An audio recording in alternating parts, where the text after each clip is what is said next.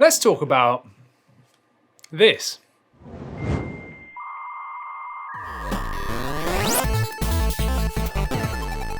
Welcome back to 128KB, my name's Andy, and of course we're going to be talking about the Nintendo 64 controller for the Nintendo Switch, which seems a bit weird to say since this was released originally in like the 90s. But yeah, so basically I've got the controller, as you can see, and I wanted to sort of share my first impressions, sort of my experiences. Let's just talk about the controller itself and how I got on with it with my sort of first use. If you haven't seen it already, yes, we do live stream, and we live stream here on YouTube, and I did a live stream yesterday of pretty much my first use of this, first impressions, playing through all the N64 games online with this controller. So if you haven't checked that out, then make sure to stick around.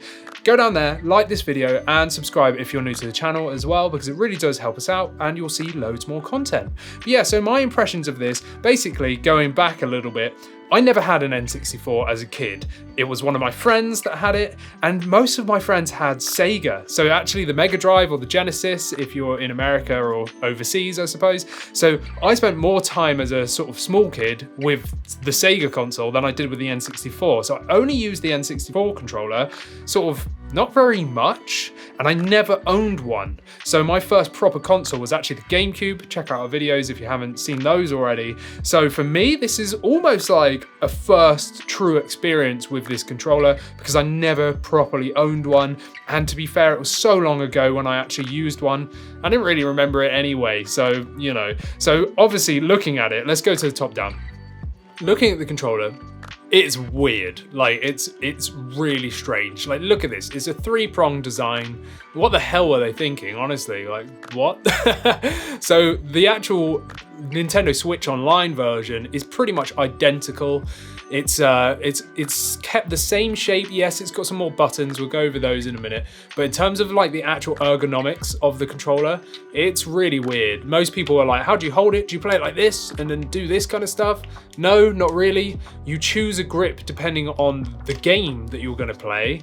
And when I first looked at it and when I first held it, I was like, oh, it's just weird. Like, it's really strange looking. I don't know how I'm going to get on with it because I'm used to sort of classic controllers from sort of like the GameCube and the PlayStation era, that kind of thing. So for me, this was like, oh, I don't know how I'm going to get on with this, really. And as you'll see in that live stream, if you've seen it already, as soon as I actually started playing some of the N64 games, because obviously they're made for this controller and the Nintendo Switch Online expansion pack fully uses the controls of this, I would highly recommend that you play with this controller. My first impressions of the controller when I got it out of the box was, I don't really know what I think of this. I don't know if I like the look of it. I don't really like the feel of it. But actually, when you start playing the games, you realize that the games were built around this controller, and the controller makes perfect sense. Yes, let's take Star Fox for instance. It takes a little bit getting used to, but only because you just need to know what the buttons are, essentially. That's it. You just need to know what the controls do, and that's pretty much all there is to it. Once you've got the controls down, it makes total sense, and it's actually really enjoyable to use. Like, the actual controller, if you were like me and pretty much never used one of these before and you're also thinking, what the hell is that? Well, let me say, when you're actually playing games with it, it's great. Like, it really is. I thoroughly enjoyed my time playing some of these classic games with this controller. And the night before this arrived, which was when the expansion pack released, I actually thought, yeah, let's go through, let's play some of the games, just see what they're like. Nah. The Joy-Con button remaps are just so strange because you've got 6 buttons. Let's go top down. Because you've got 6 buttons on the right hand side, and obviously on the Nintendo Switch you don't. You have to press ZL or ZL to then like change these buttons to this C button, because these are actually C buttons, and you've got 4 C buttons. You've got a B, an A, then you've got start, then you've got this really big long joystick thing here, then you've got a D-pad, and then you've got L up on the top here. I'm actually turning this on. You've got R on the right there. We'll come back to the top buttons in a minute. And then you've got Z just here, which you might not see. The camera might not focus on it properly, but you've got Z in the back there. Now, the additional buttons on the top here, you've got the share button, you've got a sync button, you've got a home button, and then you've also got ZL, which basically in the Nintendo Switch Online expansion pack, this sort of brings up the menu, the home menu as such, for the sort of service so that you can back out of the game and all that kind of stuff. So those are all the buttons. And yeah, I mean, trying to play them with the Joy-Cons just did not work for me. Like, I really didn't like it. I just was getting confused. I love Star Fox 64.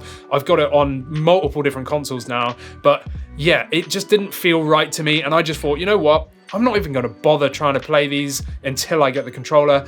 And yeah, when the controller turned up, I was still like, I don't even know if I'm going to like this. Maybe this was a massive waste of time and money. But actually playing it, I've got to hand it to it. It's fun. It really is. But you definitely need this controller. Everyone raves about the joystick. I'm going to say this straight away. I don't have a standard classic controller to compare to. However, I know you're all going to say, well, what about the control stick? Is it the same?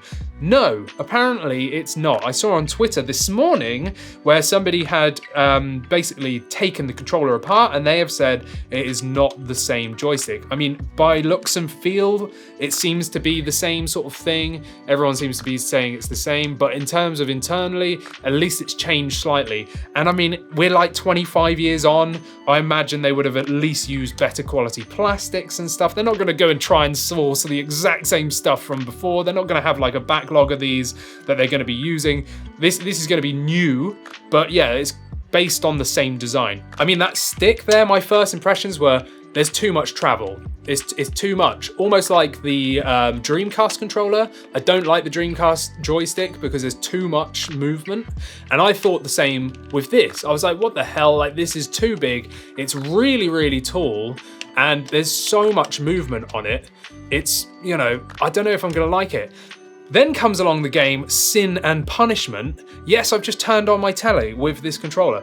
Great. Then comes the game Sin and Punishment, and that game is almost like an on-rail shooter, and you use the joystick. I used this grip, so I used my thumb on the joystick, the Z button on the back there as the fire button, and then I moved around with the D-pad so you can sort of dodge left if you double tap, or you can just move left or right, and then, oh, there's my switch. You can probably hear it turning on, so I'm gonna not press these buttons for a second, and then you can sort of tap or double tap L, or yeah, it is L, to jump. And Sin and Punishment, that game is incredible. I'd never played that game before.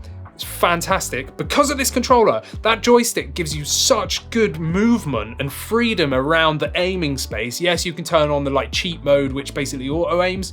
Don't bother, turn it off. If you've got one of these controllers, turn it off and use that joystick because the aiming is phenomenal.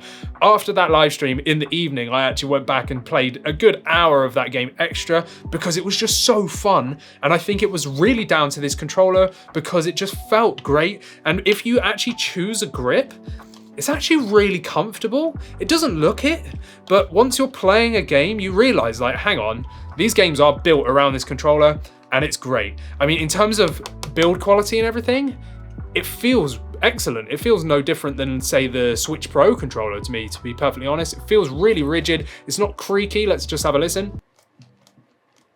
That's my hands slipping across. I cannot make this bend. Like, the build quality is great. There's no flex in it. It's rock hard. Yes, they have sort of blocked in this rumble pack bit.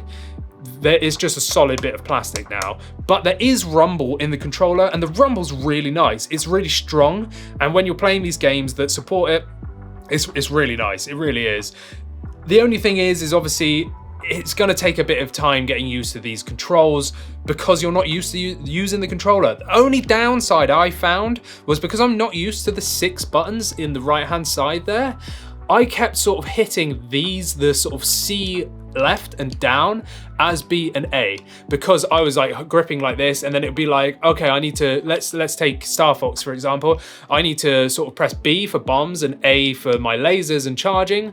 And because I was pressing these to do other movements, I kept coming back to pressing the C left and down instead of B and A, and that was kind of frustrating, but that's just me being inexperienced with this controller. But I honestly started that live stream thinking, I'm not gonna like this. Like, I just thought, I'm really not gonna get on with this. But it was the complete opposite. I was pleasantly surprised at how well this controller performed and how much fun I had. Like, seriously, we will get on top of all the games and my impressions of how the games ran and what they look like on the Switch and stuff in another video. So if you want to check that video out, go down there, hit the like and subscribe button, turn on notifications, and make sure you stay tuned on the channel for live streams as well. Ignore the notification down there. We stopped live streaming on Twitch. We're now fully invested into YouTube. But yeah, we're going to be talking about my impressions of all that, so stick around, and whether or not it's actually worth the expansion pass, because we will touch on the Sega side and everything else as well. Even though annoyingly here in the UK they haven't released the Mega Drive or Genesis controller yet, which I don't understand because everyone else has them. Why don't we? But anyway, I hope you've enjoyed this video. Stick around, let me know down in the comments if you've been a first-time user of this controller like me pretty much, or whether you're like me and you only played it back in the 90s and you never had one, you just went to a friend's, or whether or not it was your favorite sort of thing ever and you've been a big N64 fan. I'd love to hear your thoughts. Anyway, I'll see you in the next video. Thanks for watching.